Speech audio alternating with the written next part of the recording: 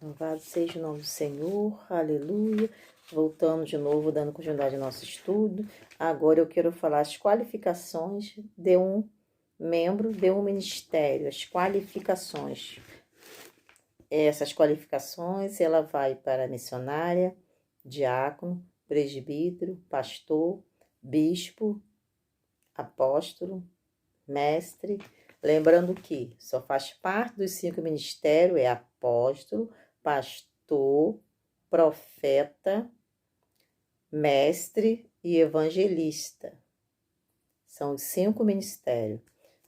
Presbítero, diácono, missionário não estão incluindo os 5 ministérios. Eles fazem parte do ministério local, que algumas igrejas trabalham, né, com esse ministério também.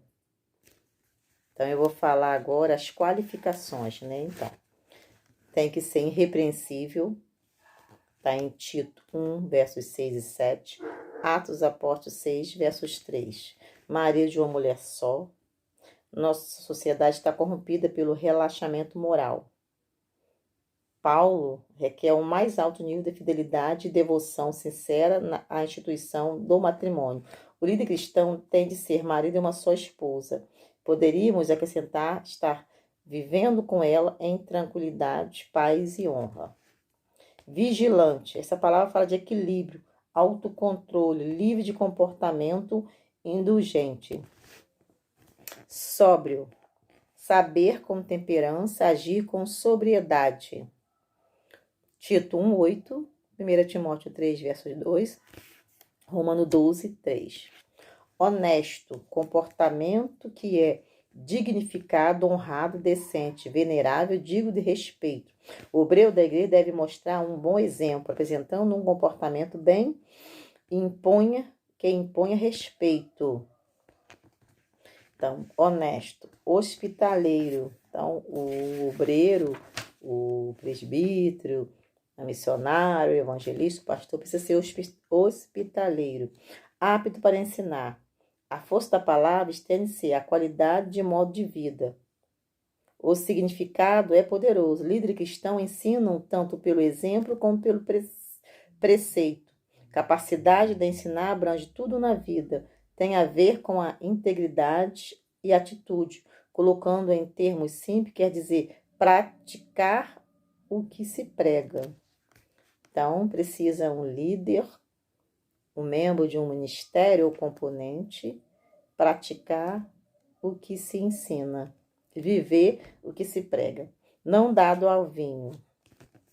Não contencioso. O vocabulário grego traduzido por contencioso é armache, que traduzido seria pacífico. Então, tem-se uma pessoa pacífico, pacificador, moderado. Essa palavra no grego é a epique, que significa atributo de generosidade, paciência. Então, precisa ter generoso e paciente. Não cobiçoso de torpe ganância. O termo usado aqui é apilógo, que traduzido significa não amar o dinheiro. Jesus fez sérias advertências sobre o perigo de uma consideração errônea para com a riqueza. O líder cristão deve buscar em primeiro lugar o reino de Deus, dedicar afeto ao dinheiro neutraliza o impacto do líder cristão. Então, não cobiçoso, não deve ser ganancioso, de torpe ganância. Não deve cobiçar a mulher alheira, não deve cobiçar o ministério alheiro, o cargo alheiro, não deve cobiçar o que não é seu. Porque o ministério, ele é levantado para a edificação do corpo. Que governe bem a sua própria casa. Os mais eficientes sermões pregados pelo líder cristão são entregues pelos membros de sua família. Esse é o primeiro dever do ministro cristão. Não neófilo, ponto de destaque aqui está na profundidade da maturidade demonstrada pela qualidade de vida. É loucura colocar na liderança alguém que ainda não tenha compreensão e maturidade necessária para liderar com um trabalho complexo e exigência da igreja. Então, colocar alguém no ministério, no departamento da igreja, sem imaturo, que não tem maturidade, é complexo, né? Porque a igreja em geral, ela tem muita exigência, né? exigência que nós estamos lidando com pessoas, com o ser humano, com o público. Então, a imaturidade, ela pode trazer um mal referência para a igreja. Nós, quando fazemos um curso, ou, na verdade, nós, para nossa formação, nós fazemos pesquisa de campo. Essas pesquisas de campo que nós fazemos, nós buscamos pesquisar um tema para abordar e assim a gente levantar essa tese do tema e concluir esse tema e trazer uma avaliação sobre esse tema. E nós fazemos muitas pesquisas, que estudamos pesquisas em igrejas, nas religiões do país, principalmente no nosso país, pesquisa na questão de liderança, na questão de ministério, para que nós possamos estar entendendo o que nós estamos explicando.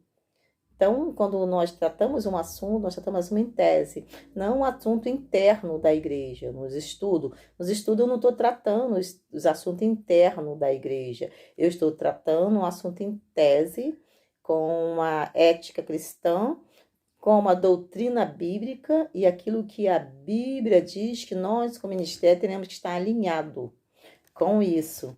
Então, quando eu falo que a questão da imaturidade, é porque nós, ao longo desses anos, pesquisando, ministrando em vários locais, indo dar estudo, ou ensinando, ou participando de eventos, nós observamos líderes imaturos, líder de coreografia imaturo, líder de louvor imaturo, líder de departamento imaturo, que não tem maturidade, e isso acaba fazendo com que a igreja ela perde batalhas espirituais, como a igreja tem perda pela imaturidade. E a imaturidade também de um líder, ela pode matar espiritualmente uma pessoa, uma ovelha. Então é muito sério essa questão da imaturidade, de se colocar líder imaturo em determinado departamento pela necessidade do departamento ou do trabalho local. Não é bíblico, não está baseado na doutrina a qual a Bíblia traz em alinhamento para a igreja. Que tenha bom testemunho do que estão de fora. A igreja é chamada para ser a vitrine do amor redentor de Cristo. Cristo Jesus para o mundo. Portanto, antes de separar um obreiro, talvez fosse boa ideia falar primeiro com os vizinhos, esposa e pessoas com quem o candidato trabalha. O relatório dessas pessoas seria um tipo de julgamento sobre a aceitabilidade de um candidato ao santo ministério. Então, normalmente, os pastores fazem assim. No meu caso, quando meu esposo foi ser consagrado auxiliar de trabalho, o meu antigo pastor, ele me chamou e perguntou como ele era a conduta dele, se tinha casos extraconjugais, como era o comportamento, se ele era violento, então, trabalhador, honesto. Então, nós fomos avaliados, né, antes, assim, no início do nosso ministério, o nosso anterior pastor, ele fez esse trabalho conosco. Então, é algo muito interessante, porque se a esposa for sincera, que deve ser sincera e honesta, porque a Bíblia diz que a palavra de uma mulher de Deus se ensina ou não, o pastor vai avaliar, vai tratar primeiro essa pessoa e mais tarde vai sim indicar ele ao ministério.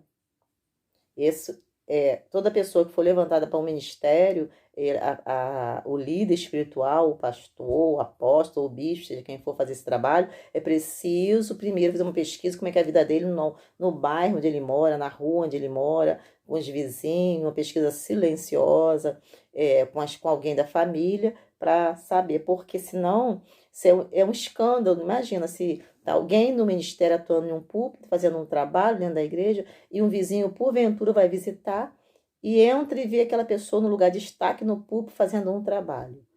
Essa pessoa não vai dar crédito na igreja, é o nome da instituição que fica assim, sem crédito, né? Sem crédito, porque vai entender se um líder não vai colocar alguém numa liderança ou dentro de uma igreja com uma conduta inadequada, com comportamento inadequado de um homem e servo de Deus. Então, essa questão também é uma questão muito séria, que precisamos estar atentos antes assim, de levantarmos um obreiro, de consagrarmos e dar um ministério a essa pessoa. Não soberbo, não iracundo, nem espancador, amigo do bem, justo, Santo, santo, separado, dedicado, limpo e puro. Essas qualidades são essenciais para a liderança eficaz.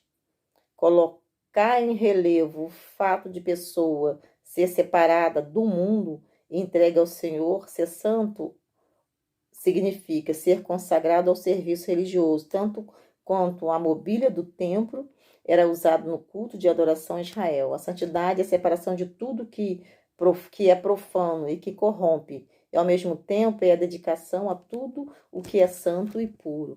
Então essas são as qualificações para alguém assim exercer o ministério, fazer parte de um ministério. Agora eu vou falar sobre o ofício. Vou começar com o ministério pastoral. O ministério pastoral exige não apenas coragem, mas também senso de responsabilidade, amor, paciência, alegria e humildade. Para falar do ministério pastoral, eu quero começar lendo um texto que se encontra no livro de Hebreus, capítulo 13, versos 7, para começar falando do ministério pastoral. Hebreus 13, verso 7. Louvado seja o nome do Senhor Jesus. 13, 7, que diz assim.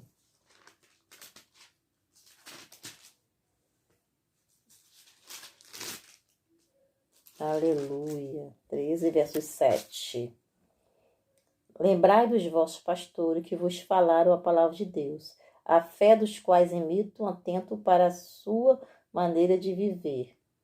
Na Bíblia, eu vou ler em outra interpretação da Bíblia, que essa interpretação ela é mais coerente com o que eu quero estar trazendo nessa noite em relação ao chamado pastoral. Hebreus 7, 13, versos 7, que diz assim: lembrai dos vossos pastores. Hebreus 13, versos 17. 13, verso 17. Vamos lá. Obedecei os vossos pastores e sujeitai-vos a eles, porque velo por vossa alma, como aqueles que hão de dar conta delas, para que o faça com alegria e não gemendo, porque isso não vos seria útil. Então, é algo que eu chamar a atenção também pela questão da obediência. Nos dias de hoje, nós vemos a dificuldade de se obedecer a pastores, a liderança, a dificuldade de receber orientação e exortação. Isso é muito sério, porque a Bíblia diz que o pastor ele vai dar conta do sangue daquela ovelha que saiu do aprisco e morrer. Aquele sangue derramado na terra, o pastor vai dar conta dessa ovelha, desse sangue. Então, se o pastor ele não corrige, não disciplina, não orienta. O pastor ele tem por compromisso diante de Deus, se um membro da sua igreja, uma ovelha, estiver pecando, fazendo algo de errado, o pastor tem que chamar essa pessoa, conversar com ele, mostrar para ele o erro, porque para que ele volte, ele abandona esse erro e volte para o Senhor. Porque se a pessoa continuar errando e não for chamada a atenção, cuidada pelo pastor, essa pessoa morre fora da presença do Senhor, o pastor é responsável pelo aquele sangue derramado. Então, é muito sério essa questão de cuidar de ovelha, de tratar de ovelha, porque é uma responsabilidade muito grande diante de Deus e no mundo espiritual. Então, é muito sério essa questão. Então quero chamar a atenção para a questão da obediência, questão da disciplina, a questão que a gente pensa assim, mas cada um vai dar conta a Deus a si.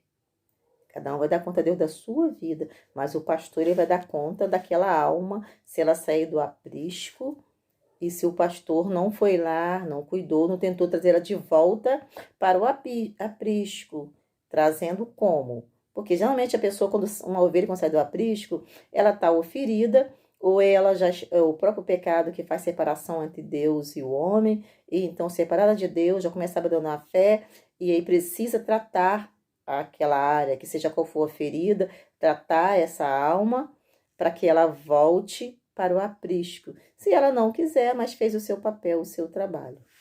Bem, Louvado e exaltado seja o nome do Senhor. Vou dar mais um intervalo e daqui a 5 minutos volto, continuando sobre o ofício pastoral, após eu falar do evangelista, do presbítero, do diácono e da missionária, e vamos tratando assim o ofício, né, de cada membro desse ministério. 5 minutinhos e voltarei.